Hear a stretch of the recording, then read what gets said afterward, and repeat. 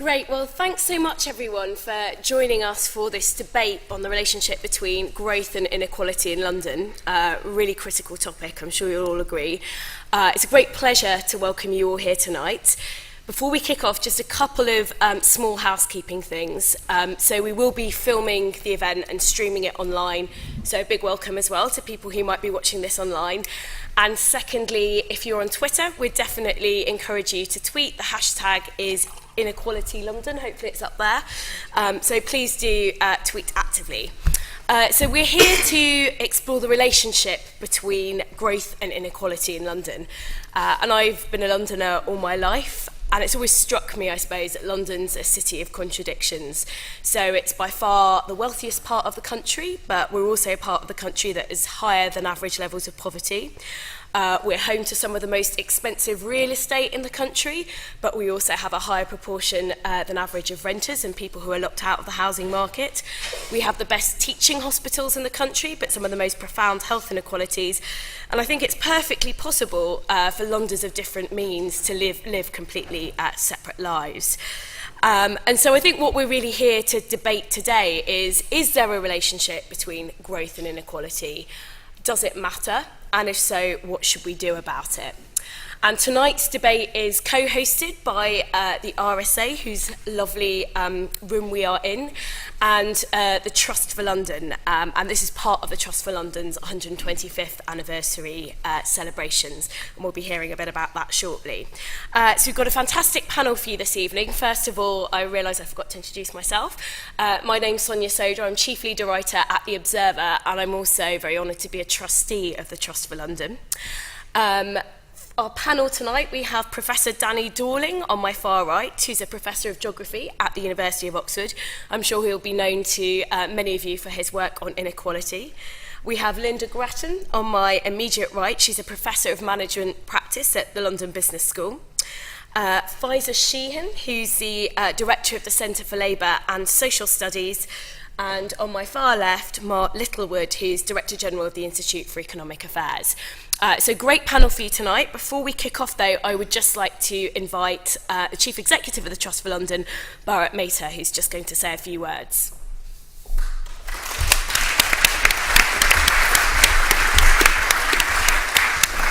Thanks very much, Sonia, for that.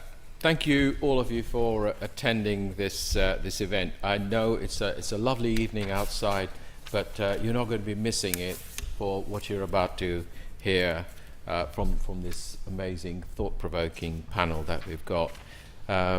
It's our 125th anniversary. It happens to actually be today, the 12th of April, that we had our first board meeting chaired by the then Lord Mayor of London at Mansion House.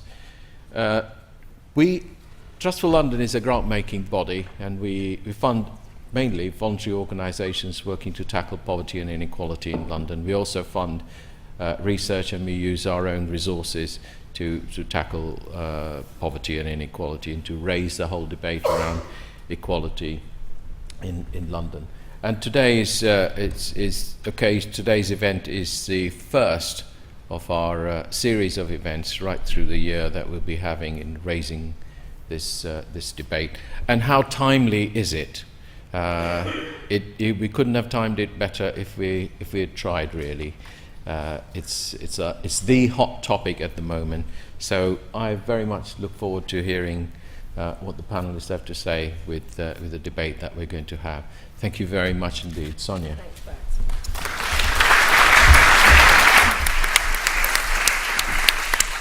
Great. So without further ado, Danny, over to you. Thank you very much for inviting me. London is a wonderful city. Anyone can make it if they try hard enough. All of London's children have access to equally well-resourced schools. When people gain jobs, they are reasonably paid, the rents are fair, and the quality of housing in London is high. Healthcare is amongst the best funded in Europe, thanks to taxation of the City of London. Transport in London works well and is affordable. You can safely cycle around this city. People are not overworked. Career progression is always possible. The police treat all Londoners equally and are well respected everywhere. Londoners elderly enjoy a good standard of living, even those without savings. There are hardly any homeless people in London. Prostitution is rare. The best off in society respect others' rights and know their own responsibilities and don't take more than their fair share. London produces goods and services of such great value to the rest of the world that it more than pays its way in the world. It offers reasonably priced higher education to people in the world and inside England, and cheap train travel to escape the city if you want to go to the countryside. All these claims are untrue. Schooling in London is the most divided within Europe. This is one thing which in polite society we don't talk about. It is always interesting to watch commentators on the BBC pretend their children go to state schools, but they don't. We have an apartheid in our schooling system in London.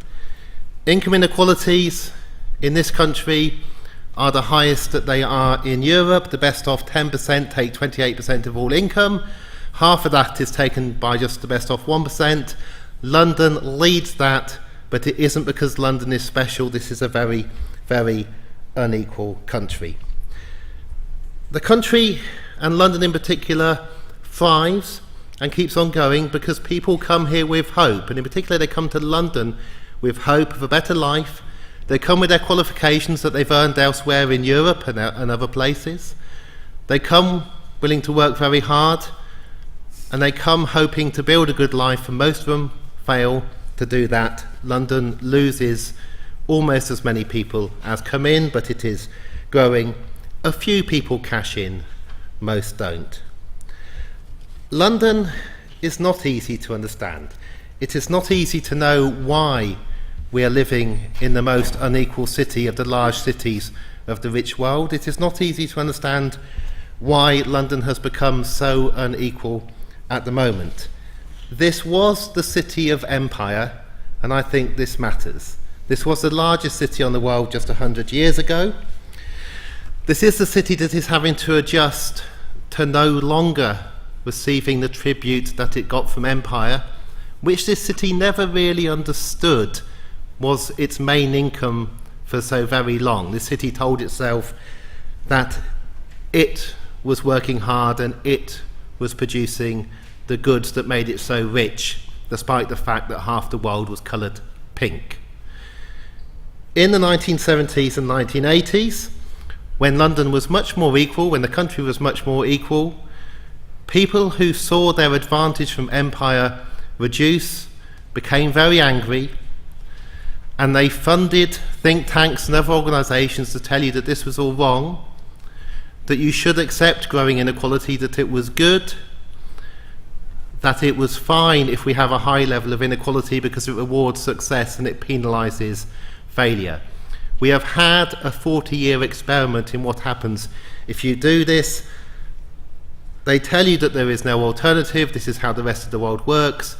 They do not want you, though, to look at the rest of the world, to look at how children are schooled elsewhere in Europe, to look at what the average incomes of average families are in other countries which are higher, to look at the cost of public transport which is lower, to look at people's ability to start and raise a family, to look at how much less rents are in all those places which have rent regulations.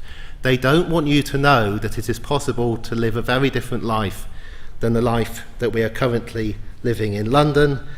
I think this is coming to an end.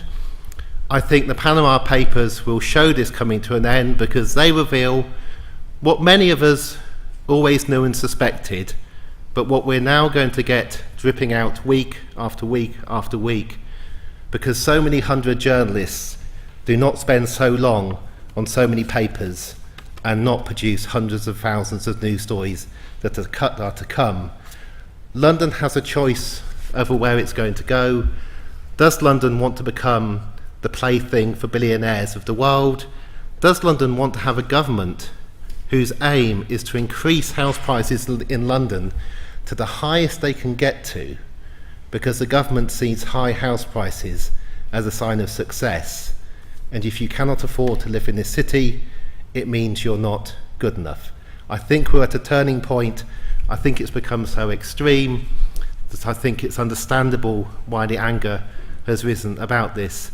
And all people are asking for is to have what people in other cities in Europe already have, which is a degree of respect for each other, which is decent, which we lost some time ago. Thank you.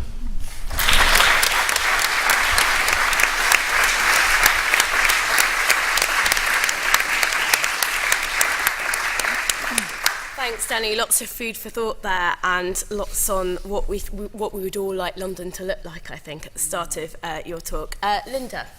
Thank you so much, Danny. And actually, your beginnings of the conversation about what London might be reminded me that, of course, this is also the year of the celebration of the writing of Utopia.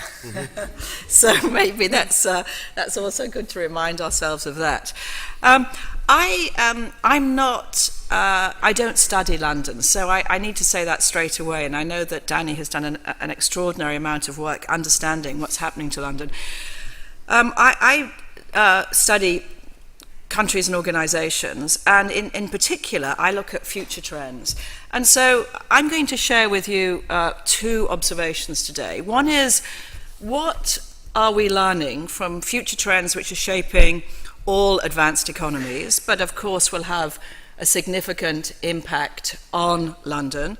And then secondly, because I study corporations, I wanted to make some remarks about the role that corporations could play to make London the sort of place that Danny has described, and I know that we would want all our children to live in. Let me begin by talking about the 6 trends, global trends. These are not UK trends, these are global trends, which, if unchecked, will increase inequality in London and many other cities of the world. The first one is what economists have called a hollowing out of work, and that's a simply described phenomena that if you look at all jobs, from the most skilled to the least skilled, the middle jobs are disappearing. They're disappearing because of robotics, artificial intelligence, machine learning. Well, why does that impact on inequality? Well, the impact there is that the lower skilled jobs generally in advanced economies get paid, people doing those jobs get paid less, and people doing the highly skilled work, often selling their skills into a global marketplace, get paid more. And so we are seeing a divergence in terms of the economy of advanced countries of the world, ours included. The second is that what's very clear to me, and I write quite a lot about the future of work, is that the future, for those of you and your children who want to sell their skills into labour market, the future is about highly specialised skills. And again, this is just going to push inequality because highly specialised skills tend to be associated with high levels of education and indeed access to networks that allow people to, to develop those skills. The third is what sociologists call assortative mating, and that's a sort of a marvellous way of describing that people who are similar to each other now marry each other and now have children who are similar to them. And I see it, frankly, at London Business School. We have a large population of students from around the world. Only 12-15% of our students are from the UK. But nevertheless, what's very clear is that my MBA students are mating, marrying, and having children with each other. And of course, by doing so, they're just moving themselves further away from the sort of average person. The next trend that will increase inequality is the work of that myself and my co-author Andrew Scott have written in a book which will be published next month called The 100-Year Life. And what's very clear there is that 100 years, which is a huge, we think, gift for people, is really only available to educated, healthy people. And in fact, anybody who's not educated and who's not healthy will not live anything like 100 years. And that's why right now, the life expectancy in an inner city in Glasgow is equivalent to the life expectancy of some Indian cities. So there's another source of inequality. Let me just finish with a few others.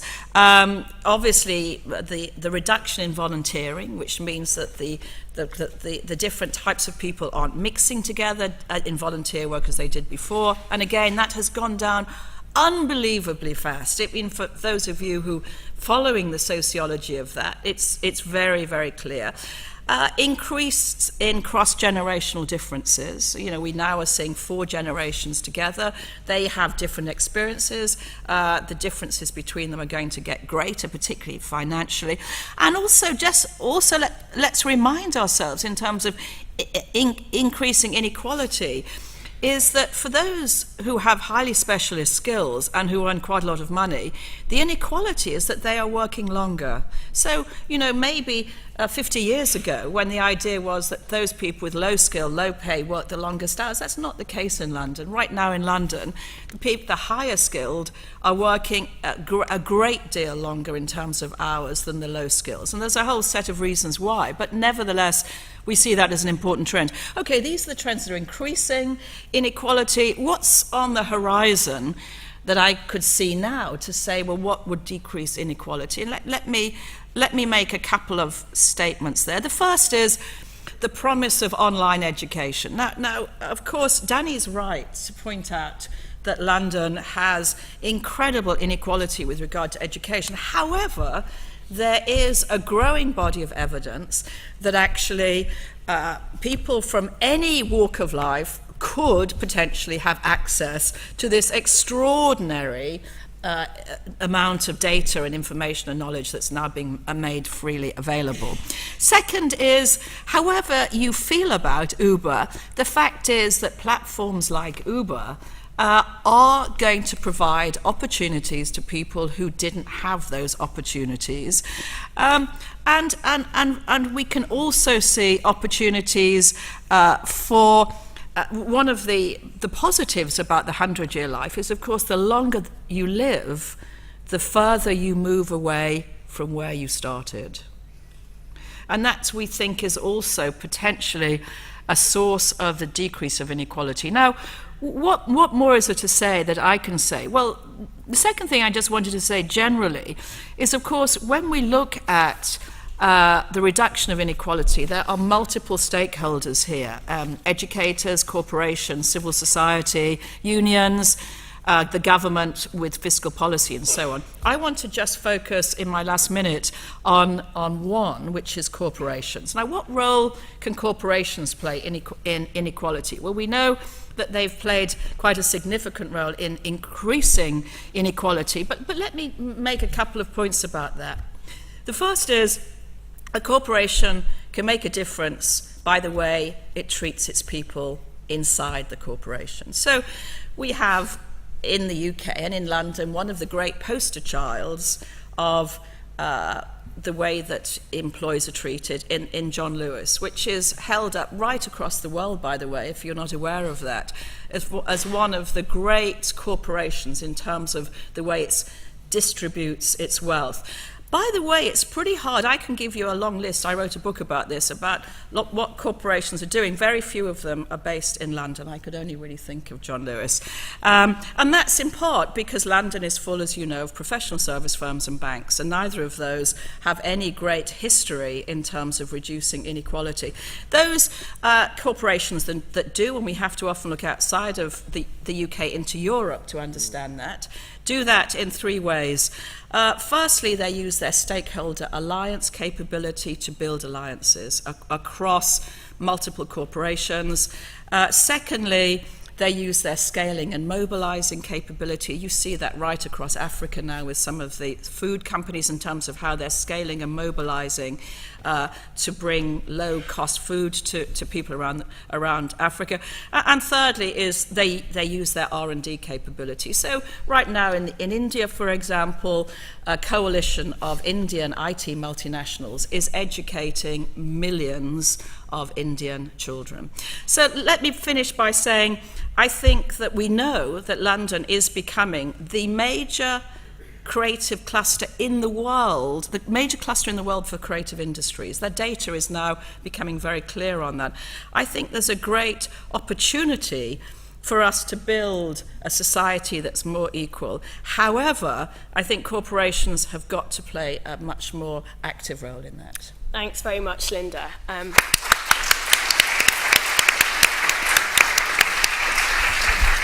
I'm sure I'm not the only person who's been a bit disappointed by the reaction of some corporations to the higher national minimum wage. We've heard about lots of companies taking away benefits rather than thinking about employee benefits, rather than thinking about productivity, but maybe that's something we can return to in the debate. Faiza, do you think inequality in London matters? Yeah, I mean, obviously I think it matters. Having grown up here myself, in the East End of London, and I've seen it play out over my lifetime, and worried about the levels it's at right now, to be honest. What I want to use the next few minutes for, though, is to really think about this relationship between economic growth and inequality, and I think both rear a very ugly head in London, and I find it hard to be rude about London, as I'm so precious about the city I was born in. I was slightly perturbed, I think, when I saw the questions that were sent to me on this debate. So let me repeat them. Is growing inequality a price worth paying for London's continued economic success? And in another email, I got a question saying, can the capital continue to foster economic efficiency in the face of the current scale of inequality? Now, this is a very common framing of the relationship between economic growth and inequality. So we can't have one without the other. You've got to have inequality and growth. You can't have, for those of you that like graphs and stats, there's a positive correlation. So the more you have inequality, the more you have growth. That is wrong. That is just not the relationship. And it's not only wrong, it's quite dangerous. I think it's quite misleading in a way, because it kind of sets out that there's no alternative, that we have to pick one or the other, that greater equality and growth are somehow enemies. And actually, taking a step back, it assumes that we already have a kind of good, sustainable type of growth. And I really want to sort of delve into that a bit and think about what that means for policy going forward. So in terms of being wrong, I think obviously, obviously some inequality is good for incentives, etc. But we are beyond that level. And the OECD recently found that in a study about growth, that in the last 2 decades, the UK would have had growth at a level at about 6 to 9% higher if income and disparities hadn't widened. And that's mainly, their work looks at mainly kind of the loss of talent and skills in the economy because of that inequality. And not only that, the paper found that if you have more kind of redistributive policies, so cash transfers, higher quality education, training, if you invest in those things, actually that doesn't harm growth, that's good for growth. So from that very kind of simple perspective of, do you have to have inequality to have growth? I think recent studies, and OECD is not a kind of left-leaning think tank, and the IMF and others are starting to say very similar things, that levels of inequality now are bad for growth. I think we also need to think about, beyond that kind of very simple relationship, about the type of economic success that we have in London today. Inequality in London, so there's a very close relationship between the two, and in a way London's growth is predicated on inequality, and it's an experiment which shows that not only would London potentially have more growth if we had lower inequality, having grown up in a school or having gone to a school where only kind of barely a third would leave with 5 A to Cs, I saw that lost talent, and for sure, like we could have had, if I think about the people I went to school with who were very smart but just didn't have the opportunity. it's not just that. It's also that we could have better, stronger, more sustainable growth if we did something about inequality. Let me just take something like efficiency. So in a very kind of strict economic term, what does that mean? It implies that we're in an economic state in which every resource is optimally allocated to serve each person in the best way, while minimizing waste and inefficiency. I don't want to start listing the same list as Danny. I mean, I've got like the opposite list. But what evidence supports this? I mean, can we really say we're efficient when nearly 1 in 5 London households end up in the red on a monthly basis just from buying essentials? Can we really say that we're efficient and that we have good growth when we know that a lot of what's happening in terms of tax evasion and a very topical issue about tax havens right now, that goes through London? Our accountants in London are too often the accountants of the global elite, hiding money that could be used for schools and healthcare and roads. And let's not also forget that this very same city, financial sector, brought the economy to its knees in 2008. Can we say we're efficient when we have an average house price in London, which is now £500,000? At the same time, median income is about 39,000. So I could go on. I mean, there's a very long list of things. There are contracts. I mean, the amount of money that is going to the 1% versus everyone else. I don't think we can say that we have economic efficiency. And the type of growth we have, when I was thinking about this today, reminds me of that JFK beautiful speech that he did on gross national product and GDP, where he said, our gross national product counts air pollution and cigarette advertising and ambulances to clear out highways of carnage. It counts special locks for our doors and the jails for the people who break them. And for me, unfortunately, London's growth right now counts immoral tax evasion, people's debt misery, and asthma rates. I mean, the number of lives lost now in the city because of pollution is growing, and it's worrying. It's in the thousands. Look, for me, London's inequality is a clear indicator that the economic system is not working. I think that we need to be asking always what kind of society that we want to live in, and that's a very important question to how much inequality we want to see. But we also need to consider whether we're happy with an economy that is predicated on a rat race, on a growing divide between winners and losers, and what that means for policy going forward. And this is a criticism, I think, today, in some of the ways that we've been dealing with some of the issues in the city in terms of poverty, is that we've been almost doing a kind of social policy fix. We haven't been thinking enough about the economic policy and how the economy in itself is lending itself to more inequality, what we can do about the financial system, for instance, what we can do about the city and the way it's behaving to make sure that the bank is serving us rather than the other way around. And these questions have to be critical if we are really going to tackle inequality. We cannot afford to continue to do kind of sticking plaster type policies where we just deal with, say, young people and apprenticeships, and which is a good thing. We can't just do rent controls. We have to look at the whole piece, and we have to think much more about what's happening in our economy. That it's not separate to society, and it's very much at the heart of inequality. Thanks.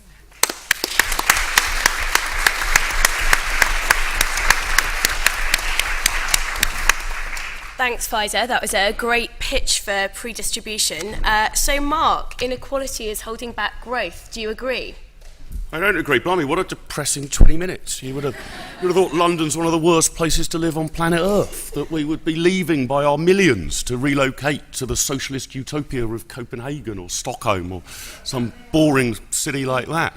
I think it is worth saying what a fantastic city London is and how markedly it has improved over the last couple of decades. I'm not trying to belittle its problems or to suggest there are none. I've lived here for just over 20 years myself. And not just for me, I'm not measuring my life, but on any social metric pretty much you care to measure, there has been staggering improvement in the right direction. Educational standards have increased, incomes have increased, crime has gone down. It's not to say everything is perfect, but it is not as bleak, I think, as some of my fellow panellists have painted it.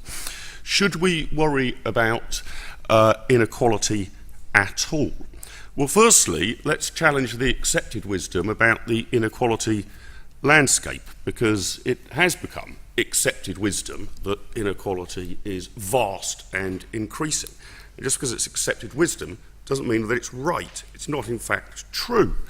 If you look at the IFS statistics, we have seen inequality declining since the financial crash.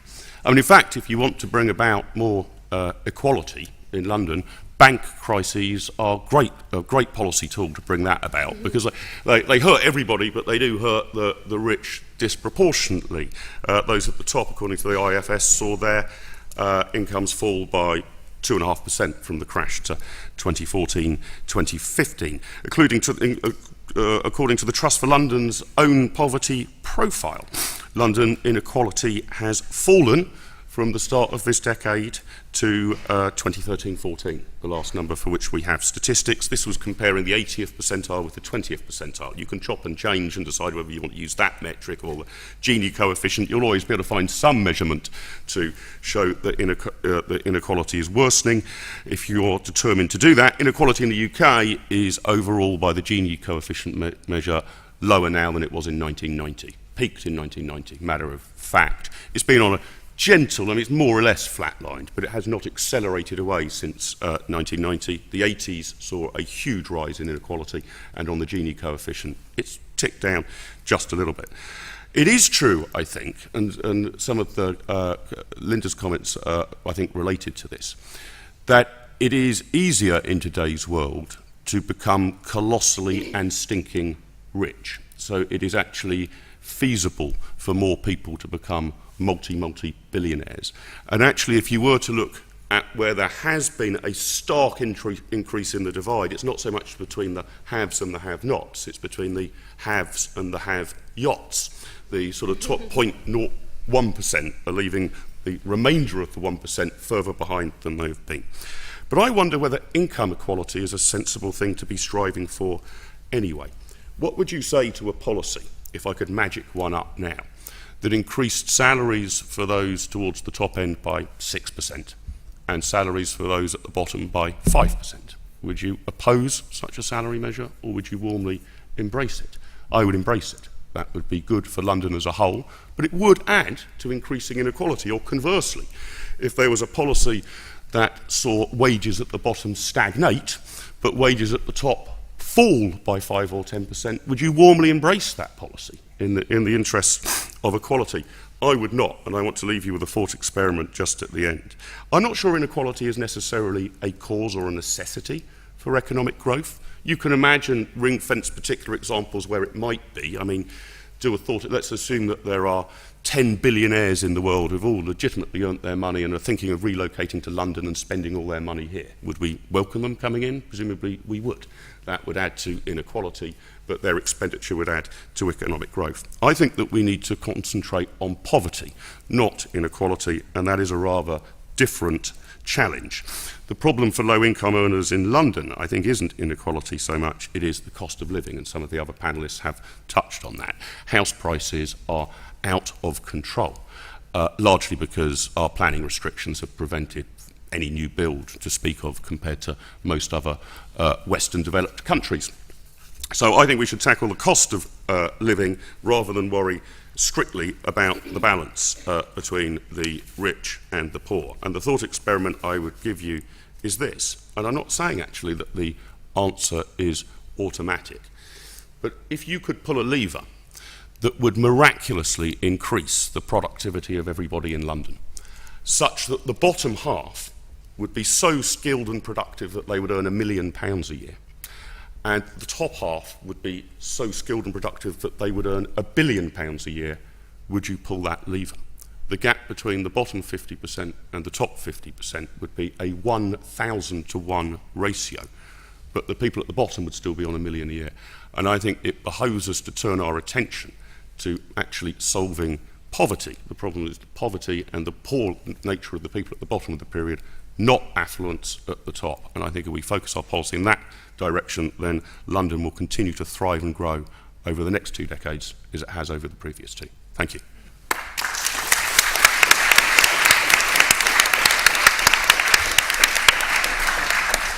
Thanks, Mark. I dread to think of the inflation in that thought experiment that would quickly erode real incomes, I think. I sense that we might be having a bit of a debate about the statistics, but for now I would like to open it up to all of you. We've got about 25 minutes for debate and discussion. Because time's short, I'd ask you to keep your questions addressed to the panel quite quickly, and I will take them in groups of 3. So can I see some hands, please? Great. All right, gentleman at the back there. Ian Dodds. My belief is based on an article in the Harvard Business Review by Professor Michael Porter, where he said that short-term capitalism had failed, and that this came about in the around about 1980, when the great guru economist Milton Friedman said the only measure of company success was shareholder value. That's a short-term measure. It means that you actually end up with people at the top of the organizations paying themselves, in my view, obscene amounts of money because of the increase in shareholder value. And what's your question? Sorry. A question's coming very quickly. And what we need is shared long-term stakeholder value capitalism. And my question is where you look after the interests of all of the stakeholders. And that's my question. Thank you very much. Another round of hands, please. Lady at the front there. If you just wait for the microphone, something's coming around.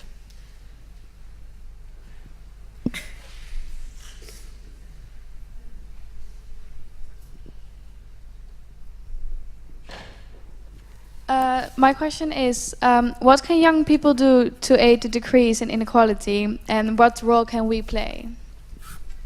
Great. And gentleman at the front here. The microphone's just coming. Thank you, sorry. My name is Reverend Paul Nicholson. I run something called Taxpayers Against Poverty. By a series of historical accidents, I was born in Kensington, where the expectation of life is 88. And the historical accidents continued till I retired into Tottenham, living between 2 wards where the expectation of life is 71. There's a 17-year difference. And yes, indeed, we should be doing something about the bottom end, like giving them enough food to have a healthy diet. And the other thing is, in order to lock our millionaires into London, shouldn't we start actually taxing their land? They need to be sure that they won't put their land in overseas banks, and they are actually findable and we know where they live, would be a vast improvement on the present system. Great, thank you very much. So Danny, first of all, I wondered if you wanted to come back on some of the statistics that Mark raised in his talk. I'll give you a chance as well, Mark, don't worry. And also maybe you could address this very important point about solutions, because you raised a lot of problems in your talk. I think tonight's part of the solution, and this debate is very useful, because you do need to understand that some of the views presented on the panel are commonly held by people at the top of British society. They really believe this. It's not true that they believe in assortative mating, that the able people marry able people and produce more able people that are even more deserving, although genetics shows you that that isn't what happens. And they believe in the kind of mathematics that Mark has given you. He's in good company. Dodgy Dave used a statistic last year.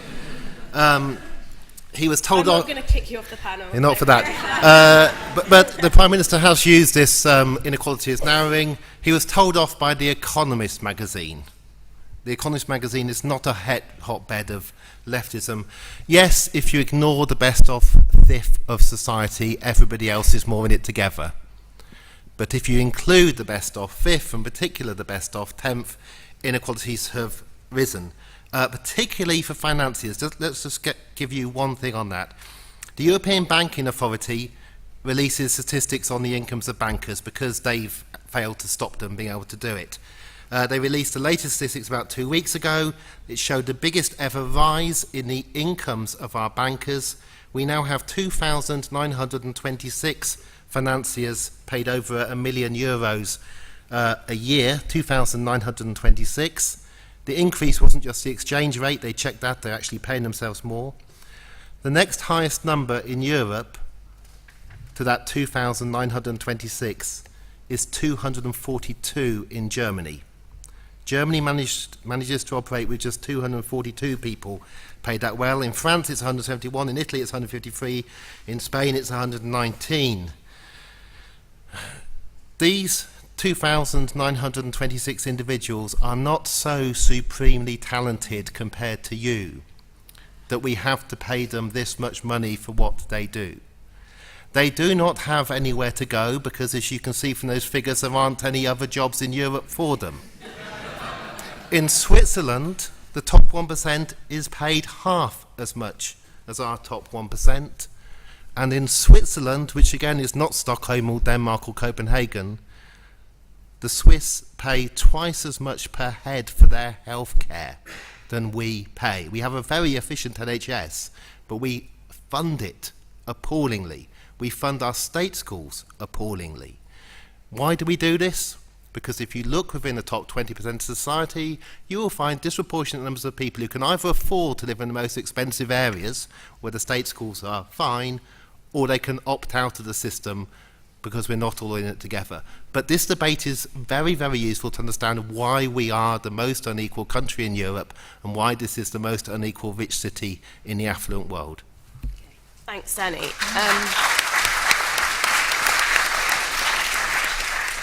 Lynda, it'd be great if you could address the point from the gentleman about what might we do to create a more sort of stakeholder, I suppose, form of capitalism. And I was also very interested in what you raised around the sharing economy, because actually a lot of the time people talk about the sharing economy as an unequalising rather than an equalising force. Yeah. That was a question that Ian Dobbs asked. And I've been sort of reflecting on the point that you've made there.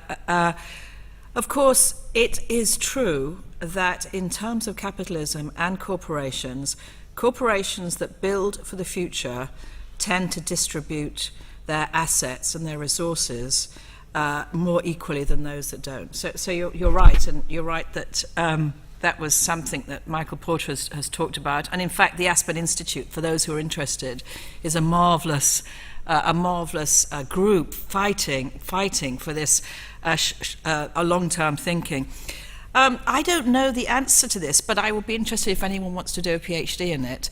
I suspect that because of the sort of taxonomy of London corporations, who are primarily professional service firms and banks, which is one of the reasons they're all paid so much, is I suspect that stakeholder value is not part of many of the corporate rhetorics of London-based companies, and I think that's true. I suspect that is true.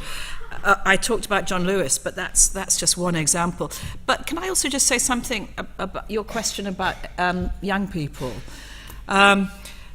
It seems to me, as a mother of young people myself actually, that the major focus for young people should be on education. One of the reasons London has done so well, one of the reasons Londoners have done so well, is that some of them have put a huge emphasis on educating themselves. Now that doesn't in any way take away from Danny's point about inequality for education, and I entirely take your point. But nevertheless, one of the most fascinating pieces of research on London right now, which has been done by Deloitte, is that London is becoming the creative industry cluster of the whole world. Architects, some professional service firms and so on. And that's really what will be providing jobs for Londoners. And those are, in general, jobs that require high levels of education, high levels of specialisation. And that's what I would say to any young person in London. Now, you're right, we have incredibly bad access to educational opportunities. However, I believe, maybe naively and perhaps utopian, from a utopia perspective, that the very fast development of online education will provide opportunities for people if they want to grasp them. So that would be my advice to you, is focus on education, particularly on skills that you believe to be important for the future. And London, and I agree with you, Mark, that in many ways, London is a marvellous place, and it's marvellous in part because it holds one of the greatest creative clusters that the world has ever produced. Okay, thanks, Lynda. I do feel London schools are getting a bit of an unfair write-up here, given they are the fastest improving schools in the country, and London is the best place to go to school if you're poor. So I think there is something to celebrate about the London comprehensive education system. Faiza, what are your policy solutions to address inequality then, coming from CLASS, your think tank? And also, what do you do if the political support to pursue them just doesn't exist? Yeah, so I think, just a couple of things I want to just pick up on as well in terms of this relationship between poverty and inequality and whether we should just be focusing on poverty. I think, yes, of course, it's great that London schools have got a lot better. Of course, there's a lot to be learned from that in a positive way. There's also more parents sending their kids to private school now. And so when you have only a certain number of positions, places at Oxbridge in these top positions, if it's still a certain group of people that are afforded certain luxuries and opportunities, then it still will be hard for people from lower income backgrounds to get there if that's sewn up at the top. And I think for me, of course we have to address poverty. It's not saying that we should only address inequality, but we can't do one without the other in a way. We have to look at what's happening at the top as well. And for me, the reason to address poverty and inequality together is that poverty is reduced faster when you reduce inequality at the same time. When you think about inequality, you think about some of the structural causes that underline poverty. You don't just do, which is not a bad thing, to do some of the cash transfers, but you also think about what's going on in the labour market. You also think about what's happening in the financial sector and who banks are lending to and who they're not lending to. But there is a really important question, isn't there, which is how do you shift the structure of the jobs market? And I've not seen any good answers to that. Look, one of the things that has to happen is, and there's things that's already happened. I think the living wage campaign has been really positive for what's going on at the bottom. We have to have an industrial policy. When you look at Germany, when you look at some of these countries that are doing better than us in this way, they've got green policies in place. It's not rocket science. It's having British investment banks invest in these long-term investments so that we rebuild some of those skills. Right? Not everyone wants to go to university. Other people have other skills. So what can we do there to invest in our future? The market fails sometimes. We've noticed that, I think. And so this is somewhere where they're failing to invest in our green infrastructure going forward. What can we do in an industrial strategy? What can we do to rebalance the economy? And other countries do well on this, and it does create jobs. We have to make sure that we are paying those people at the bottom enough, and where those are effectively public sector jobs, like caring for our parents and our grandparents and our children, that those are decent wages. But we've got to intrinsically do something about the power imbalance. People forget that one of the drivers of inequality is deunionization. Now, we might have problems with unions or what have you, but the problem now is that we don't have a power balance between the owners and the employees, and that's why you don't get this kind of bartering up, making sure that people are getting paid enough. So to young people, I would say, get together, people power, vote, organise, join trade unions or other ways in which you can ensure a more collective voice, because there has to be that rebalancing in power. That has to be a pillar for change. Okay. Mark, what do you think this Thanks. Mark, what do you think of this idea of a sort of a stakeholder economy? Do you think there's anything in it? Yeah, it's always interesting, the criticism of short-termism of for-profit companies, and I think there is some interesting theoretical economic stuff around principal agent problems amongst shareholders. If each of us own one share in a company, why would any of us turn up to the AGM in order to try and improve that company? Why would I spend all of my time doing that when I'm only going to be one beneficiary of it and you would all take the benefit as well? So there are some problems with the principal agent problem. But my worry about we need to take a long-term stakeholder economy view, as it sounds very nice, But if anything, politicians and governments are even more short-term in their decision-making horizons. You only need to look at the long-run state of the British pension system, for example, to recognise that. The present government has made a few tweaks and changes that actually I think are designed to feel quite nice for pensioners today, but are storing up a demographic time bomb for 30 years' time. But why would they care? George Osborne and David Cameron are not going to be Chancellor and Prime Minister in 30 years' time. So I worry sometimes that it's what Hayek calls the fatal conceit, that just because you get problems in the market, you can't assume that they can be resolved by politics. In fact, politics can often make them worse. I should say I get very nervous about arguments which are a bit like the stakeholder economy, to rebalance the economy. Again, it all sounds very nice on the surface of it, but tends to mean when you dig down into it, when you're rebalancing basically away from things you're good at and onto things you're bad at, is not actually a sensible economic strategy. So if it so happens to be the case that we are, for sake of argument, very good at financial services and insurance, but very bad at making widgets, that is not a reason to have an industrial policy to encourage widget making in the United Kingdom. That would not be a productive use of time, effort or labour. And just on the yeah, but we're not anymore. We're not anymore. I mean Okay, thanks. yeah. Right. Okay. Well, there is at least one person in the audience who believes that the bright, brave UK future should be based around an industrial policy of widget making. I'm not so sure. In terms of what young people can do, I completely agree on the need for education. That won't necessarily solve inequality, by the way, but it will help make you personally rich if you're able to properly educate yourself, and that's a perfectly noble sentiment. And in terms of access, worth bearing in mind, I think I'm right in saying, when my parents, who are now just late 60s, early 70s, when they went to university back in the day, in the 60s, I think about 2% of people went to university, and it's now near as damn it 50%, maybe a shade less than that. I mean, that is a colossal spread of opportunity. So, all right, maybe people want it to be 100%, but in terms of access that young people have today to higher education is more than my parents could have dreamt of. I mean, they were very lucky to just make that cut, but my parents' generation couldn't have dreamed of the spread of opportunities that young people today have. Okay, thanks, Mark.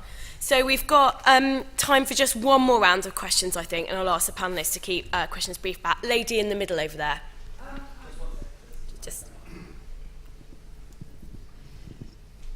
I think there's sort of two different debates going on here. We're talking about education and opportunities of education and opportunities of getting rich. And actually, I think one of the big issues we're facing here is people who have very important jobs, like caring for people, teachers, the sort of jobs that actually keep a society together, can't actually live in a house or a home, many of them, for more than 6 months without being kicked out, because the landlord wants to increase the rent. We have a massive problem with housing, and actually a society that pays jobs connected with wealth and money considerably higher than jobs that actually at the end of the day we all think are probably the most important. So I just wondered if the panel could address that issue. Gentleman at the back, at the very back there. Good evening. My name is Kevin Spellman, and first of all, I'd like to just thank the panel. All the ideas are definitely worth having come here for. The question that I have is basically on the definition of economics, and it doesn't seem as though we've given ourselves the latitude to redefine that. And the reason why I bring that up is because there's an economy of scale, there's the economy of the environment, there's a digital economy, and within each of those, there's a level of exclusion. So I just want to know, given an opportunity, would it be worth rethinking economy in order to define it in a way such that digital exclusion, environmental, and even school, some of these things that in theory that either we do or that we have seem to be askewed. Great, thanks. More hands, please. Gentleman at the back there, yep.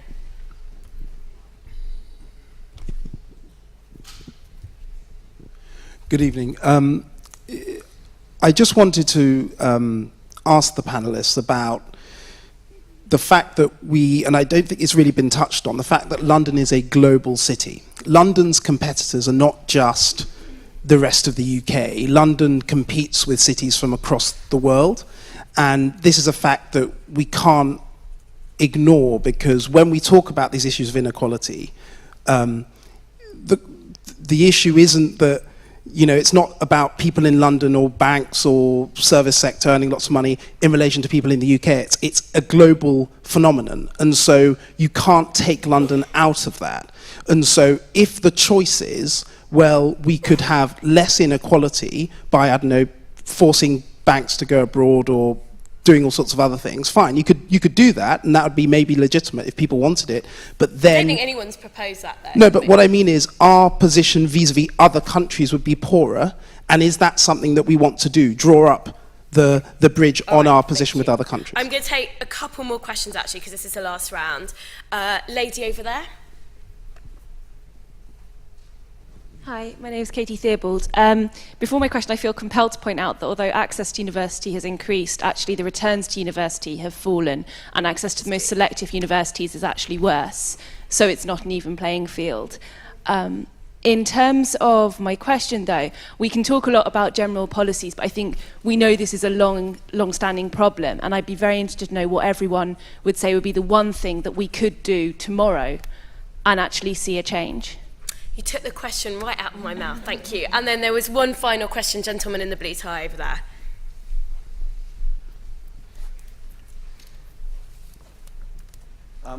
The preface to the question is that we're talking a lot about averages, but actually the extremes of the measures from the top to the bottom are clearly getting wider. So my question is, where is the equality of opportunity? Okay, thank you. Great. I'm going to ask panellists to keep questions answers really short, because we're in danger of running over, but I want all of you to address that. What's the one thing you would do to address an inequality question? Mark, going to start with you this time. Do you agree with the lady who asked the question that London's housing market is dysfunctional? Completely dysfunctional. It's insane. I mean, it is not unusual for a household to be spending a third or a half of their disposable income on keeping a roof over their head. This is absolutely nuts. And actually, the pinch points that we see in other parts of the economy, such as, say, food banks, I don't think that's so much a reflection that food is colossally expensive. It's because rent is so colossally expensive that you've hardly got the money left to heat your home. And obviously, basically, the first thing people will do is put a roof over their head. The second thing they'll do is try and, feed themselves and eat it. And if you allow a position to prevail in which housing is this expensive, you are causing poverty problems because of that pinch on house prices and rents. So what would you do about it? I would abolish the green belt tomorrow. If you are serious about tackling house prices, the problem is a lack of supply. That is the problem. Supply has grounded to a halt. And I know when everybody says, oh, build on the green belt, people immediately sort of think of sort of beautiful chocolate box villages from some sort of Agatha Christie novel. But actually most of the green belt is pretty fallow and useless land. In the United Kingdom at the moment, that everybody tells me is an overcrowded island, we have only actually developed 10% of land in the UK, and only 5% of land is under concrete in the UK.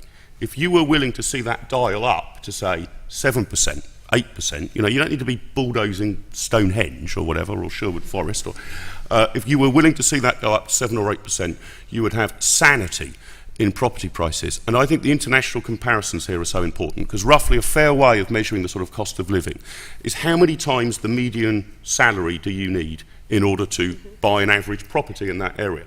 And as we've said, it's about 11 in London. I mean, in most other European countries, it's 4 or 5.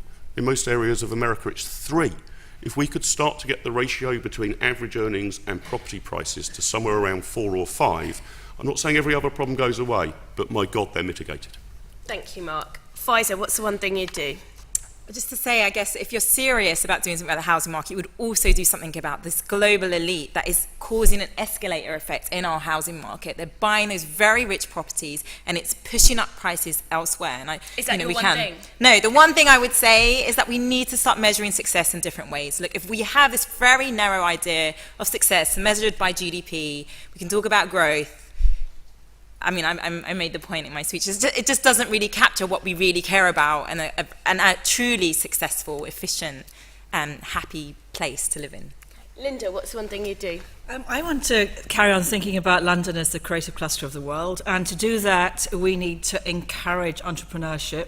I would do that by changing fiscal policy so that entrepreneurs in London were encouraged, and I'd do that by role modelling for young people so they thought that building a business, becoming an independent producer, being part of this incredibly vibrant economy would be something that they would really love to do.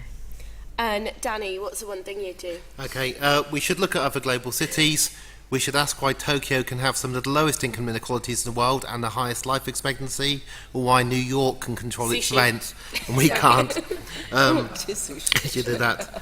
The Japanese had one of the lowest life expectancies in the 30s, but had the same diet. Okay. So we know it's not sushi. We have the people who study inequality. We've gone over all of these things. One thing I'd do is two things: abolish assured, because if you're the worst in the world, there's a lot to do. Abolish short-hold tenancies and make them 5 years. That can be done by a new parliament without retrospective legislation, because they only last for a year. 5-year tenancies to stop people, the teachers, being kicked out so they can actually start a home and regulate the rents. And the second thing is what Thomas Piketty recommends, which is higher marginal tax rates, not to raise money, but to deter those thousands of bankers from taking that ridiculous amount of money. A higher rate when you're earning 200,000, a higher rate on 300,000, to control the greed of the very greedy. This is what Germany and other countries do. We were most creative when we had the highest marginal tax rates. That's when the Beatles wrote songs complaining about them, and the Rolling Stones. You could debate with me if you're younger about how our music is so much better now we tax so much lower. But we have been creative. And if you want to look at creativity, the highest number of patents per head is Japan, the highest number of scientific papers per head is Scandinavia. The French are 20% more productive than we are. We have to look geographically at the rest of the world and recognise that something has gone very wrong here. Okay, thank you, Danny.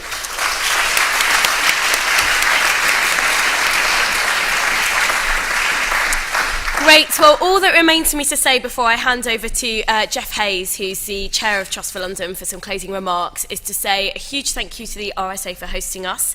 Thank you to our wonderful panel for their contributions and ideas.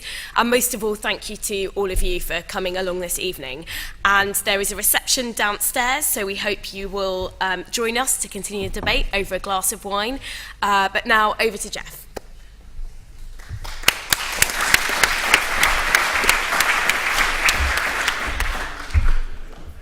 What a great debate. I suspect had we given the panel 3 hours, we would still be having a good conversation about it. But I realise I stand here between you and your drink, so I'll be very short. I think it is. Sonia's already said a few thank yous, but on behalf of the Trust for London, I wanted to say a huge thank you to our esteemed panellists for such an interesting, thought-provoking and engrossing debate. It is a topic that is getting a lot of airtime, inequality in London, and continues to receive ever-increasing publicity and debate across all stakeholders. And I guess we've just proved that by this evening, by having the debate ourselves. So thank you, Danny, Faiza, Mark, and Lynda. I think I ought to say thank you to Sonia as well. I think she did a wonderful job marshalling and convening the debate. Not an easy job, but I think you did it fantastically well and on time, so well done. Now, we're fortunate that Sonia is one of our trustees, as she mentioned at the outset, and I'm sure some of the debate that has gone on tonight will certainly be picked up by Sonia and the trustees at the Trust for London and discussed actively as we go forward from here. I think also we're in a magnificent room here, in a magnificent building, so I do want to thank the RSA for allowing us to host it here tonight, and to Alex Lucas and her team for the amount of work they put together to put this event on. it's been a great collaboration, and I'm really hoping that this will prove positive and will allow us and the RSA to have further events in the future. But I also want to thank two individuals from the Trust for London personally, because they have worked their socks off to put this event on with the RSA, and that's Marcus Langley and Nav Rai. Thank you, Nav. You did a great job. Thank you.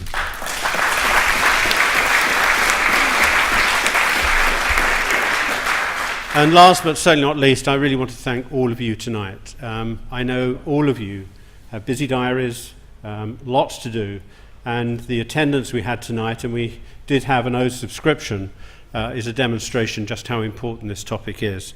So thank you very much for participating tonight, certainly in the question and answers, and I would invite you to have a drink with us and network in the Benjamin Franklin room now. Thank you very much indeed.